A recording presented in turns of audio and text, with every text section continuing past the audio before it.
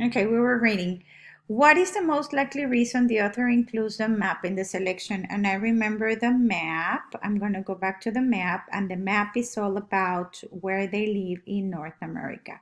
It says where porcupines live. That is the key. So if I go back to the question, it says to show that porcupines live in Canada and in part of the United States. This could be to show that porcupines can be found only in the United States. That is totally wrong.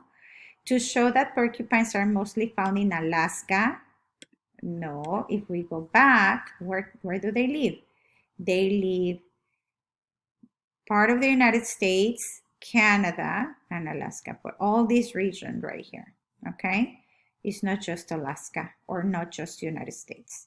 To show that porcupines live only near oceans. Okay, if I go back, here's the Atlantic Ocean, and they're known here. So this one is wrong. So I guess to show that porcupines live in Canada and in part of the United States, and that is the correct answer.